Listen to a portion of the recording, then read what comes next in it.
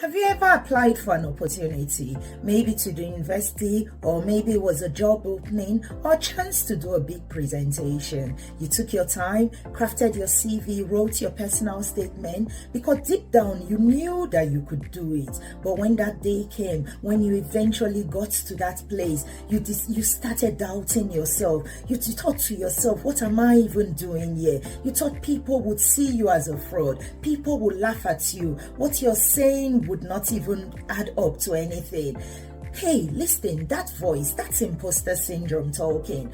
And if you let it, it will convince you that you are not good enough. Listen, you are not alone. We have all felt that way at different stages in life. So you are not alone. But today we are going to be dealing with it. Hello everyone, I'm Ruth Amaning, the founder of Amaning Career Lift. I'm Nigerian by birth, Ghanaian by marriage, and British by citizenship. That's a true blend of culture and visions, you name it. On this channel, our mission is simple but powerful: to turn aspirations into achievements. In my last video, I shared with you a step-by-step guide to help you unlock your potential, because the truth is we all have potentials in us, but greatness needs a plan, and so that's what we did in our last video. Today, we are going to be talking about something that holds many of us back, something that is dear to a lot of people, but it hurts people. It's that voice within us. You see, we've all had imposter syndromes at various points in our life. Michelle Obama, the first African-American First Lady, she once said that the feeling of not being taken seriously, that it was still there, even as the First Lady, that it never goes away. What a shock. Even Michelle Obama felt like an imposter.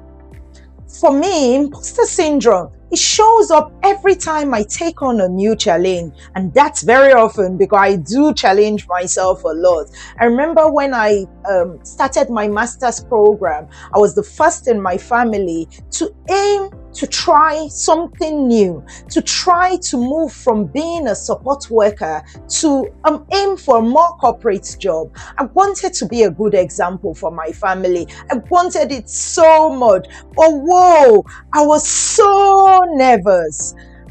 I would walk into my lecture rooms thinking I don't belong here. Everyone around, they all seemed so confident except me. I would cry after submitting each and every single assignment. I was so terrified that I would never make it. I always thought I would fail. That feeling was just, it won't go away. It was constantly eating me up, no matter how hard I tried. I kept feeling that I was not good enough. But guess what? After all of that, after all that feeling, I graduated with a merit and a very high GPA.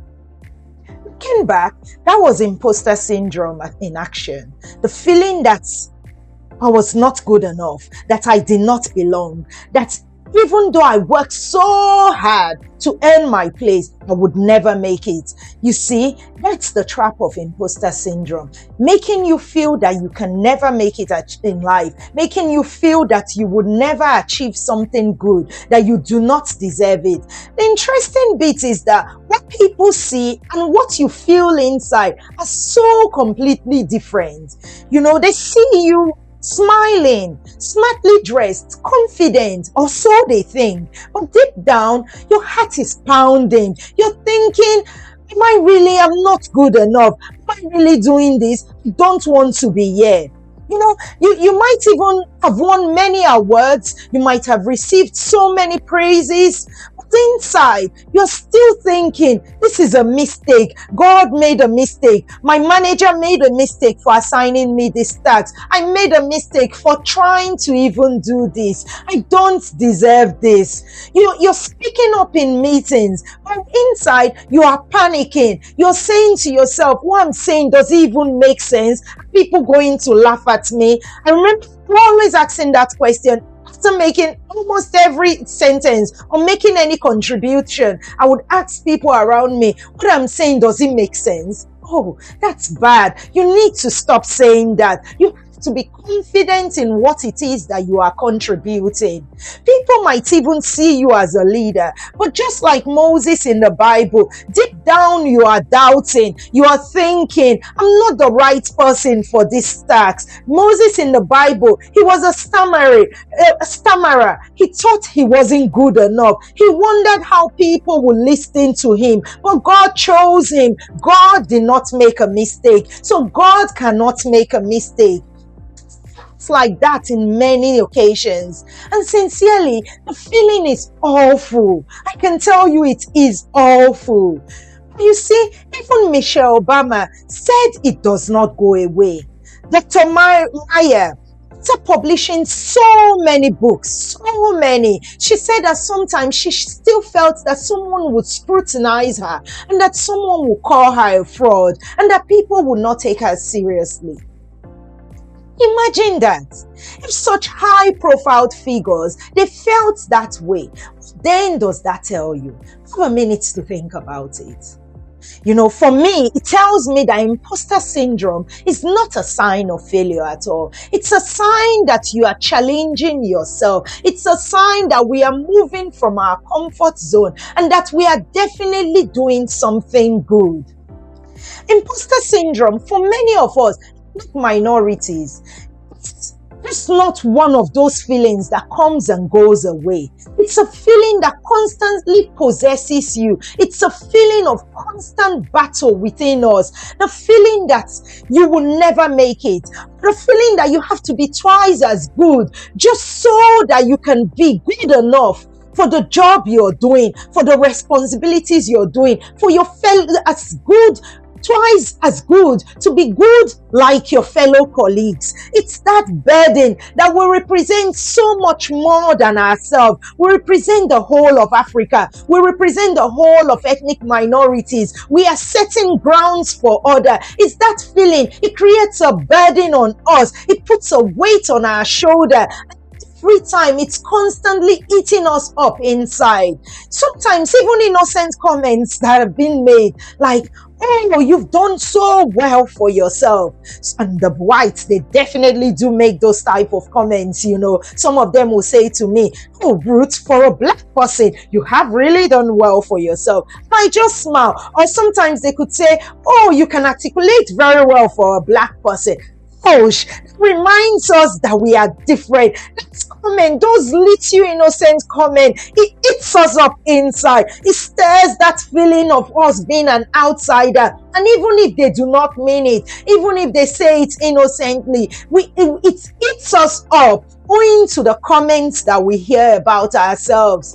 But you see, the truth is that imposter syndrome does not mean you are inadequate. It means that you are actually breaking barriers, that you are thriving in spaces that wasn't built for you. It means that you are thriving in places that did not have you in mind when they were creating such places, which means you're actually stepping into new territories, and that's definitely a good thing. I remember that feeling of being an imposter. It hit me hard when I joined the civil service. You know why? Because out of over 170 or 190 of us on our floor, less than 5 of us were blacks. But I stayed, I learned, I showed up.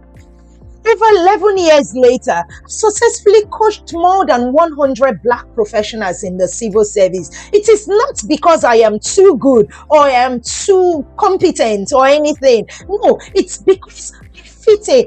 Make sure that even though I didn't fit in that environment, we were just 5 blacks, I did not allow it to weigh me down. I stayed even though I had doubts within me, and that helped me to fit in and then open doors for many others. You don't overcome imposter syndrome by avoiding it. You actually overcome it by facing it. You have to flip it. You could ask me, Ruth, how can I flip it? Here's how you flip it. Every time it shows up, I pause and I reflect. I ask myself, so Ruth, what am I afraid of again? What am I afraid of at this very minute? So now you take some time. Ask yourself, what are you afraid of? The next thing I do, turn that fear into a petrol. Now you know exactly what it is that you are afraid of, what skills you can build to increase your development, what gaps you have, because by increasing your development and taking up bridging some of those gaps, if not all of those gaps, it gradually takes those fears away from you. In my last video, I spoke about getting support, getting a mentor, finding a mentor to help you bridge those gaps. I have mentors everywhere. I contact them each and every time. I'm always on the phone with them because they are more experienced than us. They have more insights than we have, and they can help us to bridge those gaps. Finally, I take action. Regardless of whether I'm ready for it or not, regardless of whether I think I would get it or not, I just do it anyway. When I have doubts inside myself, I just go on and do it anyway. Don't let that doubt weigh me down. Every time I feel like I don't belong, I choose to stay anyway. Every time I feel I doubt whether I'll be good enough, whether I'll be good enough to apply for a position, whether I'll be good enough to attend an interview and succeed, I apply anyway. I remember I went for an interview at some point in Shipley, and when I got there, the security guard said to me, "Oh, you shouldn't have wasted your money coming. And they already have someone from the post. He comes here. The manager is in Shipley. He comes here every other week. So he's just doing his interview." I sat down there thinking, oh, they already have somebody for this job. Oh, I won't be good enough. How can I compete with such a person?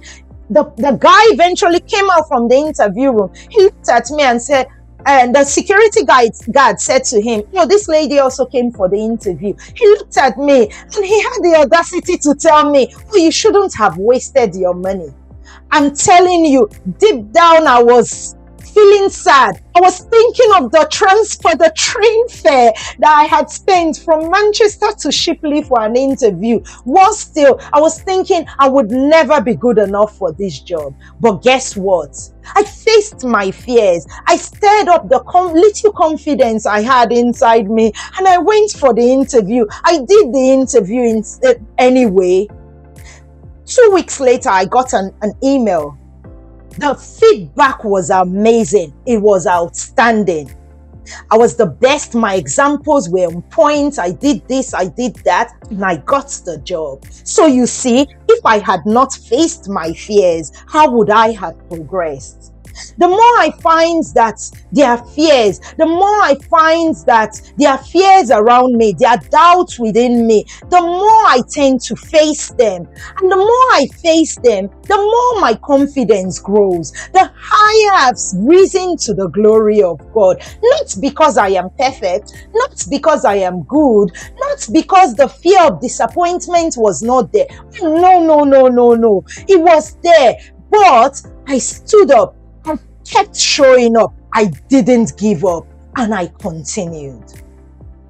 So if you're feeling like an imposter right now, if you're feeling that you've taken up a job that does not belong to you, you're feeling that you've come to a country that, you're not good enough for, you've taken up a challenge that you're not ready for, sign, actually, it is something good. It's a sign that you are growing up. It's a sign that you are stepping into new ground. It means that you are at the edge of your next breakthrough, and you would definitely make it. It means that you have definitely earned your place. So the next time that voice shows up and says to you, you are not ready for this, just give up, you need to smile, give a big smile and say, you watch me grow, because definitely you are growing.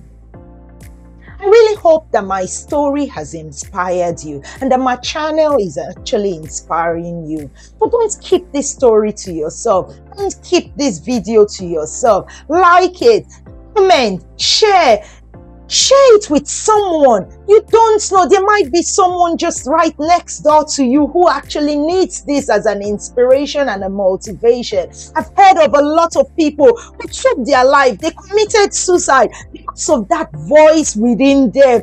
Oh, no, no, it is not worth it. You have to realize that if that voice is coming, it means you're doing something that is great. It means that you are striving, you are breaking into new territories, and that's definitely a good thing. So you have to be happy with yourself. You have to be impressed with yourself. You have to be confident in yourself that yes, the God that has brought me this far, I know He will take me further.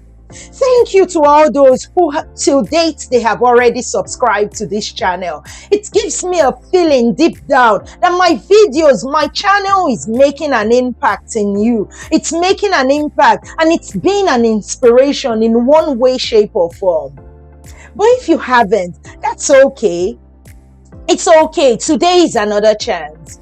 If you're ready to start turning your aspirations into achievement, you need to subscribe to Amaning Career Lift, because we're going to continue giving you more regular inspirations, more career advice, real life stories that would help support you, that will encourage you, that would motivate you to achieve the goals that you have set for yourself.